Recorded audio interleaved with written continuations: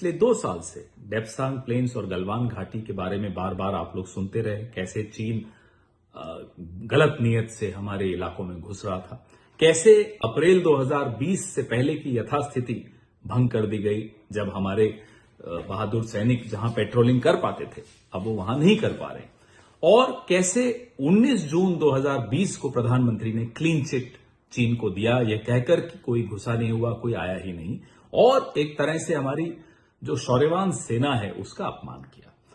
आज फिर हम सुन रहे हैं कि 9 दिसंबर को अरुणाचल प्रदेश में क्लैशेस हुए भारत और चीन की सेनाओं के बीच और कई लोग घायल हुए दोनों तरफ।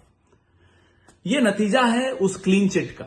ये नतीजा है एक तरह से जो कहे को अनसुना कर लेना, बार बार हम लोगों को चुप कराना, विपक्ष को चुप कराना, मीडिया को मैनेज करना, अपनी छवि बचाने के लिए देश की सीमाओं के साथ खिलवाड़ करने का यह नतीजा है।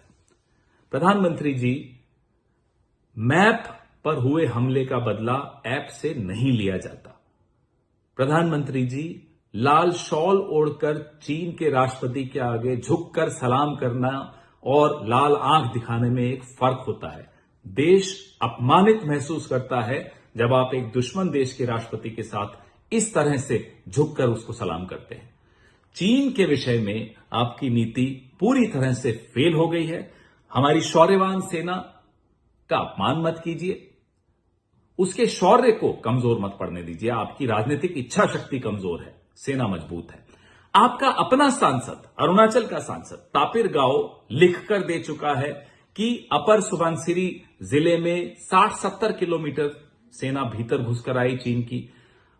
पेंटागन ने आपको तस्वीरों के माध्यम से बताया कि कैसे 101 घरों का गांव बसा लिया डिस्प्यूटेड एरिया में। डिस्प्यूटेड वो भले है, लेकिन भारत उस एरिया को अपना मानता है। आपने फिर भी कहा कि नहीं, ये तो 1960 के पहले से ही डिस्प्यूटेड है।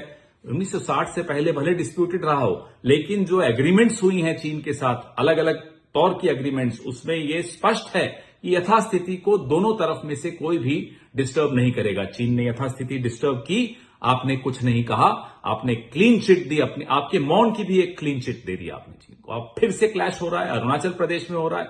हम लोग संसद में सवाल उठाते हैं, आप नहीं जवाब देते। केसी वेणुगोपाल जी ने सवाल उठाने की कोशिश की दिसंबर 2021 में, आपने सवाल लिस्ट से बाहर कर दिया। आपके अपने सुब्रमण्यम स्वामी सवाल पूछना चाह रहे थे, आपने नहीं पूछने दिया। 17 सांसदों के सवाल चीन पर आए, आपने पता नहीं क्यों चीन को बचाना चाहते हैं, आपने उन सवालों का जवाब नहीं दिया। समय आ गया है, चीन की नीति स्पष्ट कीजिए, अलग अलग राजनीतिक दलों को विश्वास में लीजिए और कृपा करके लोगों को ये जवाब दीजिए कि ट्रेड क्यों बढ़ती जा रही है चीन के साथ। ये किस तरह का रिश्ता है आपका चीन के साथ, देश ये जानना चाहता है।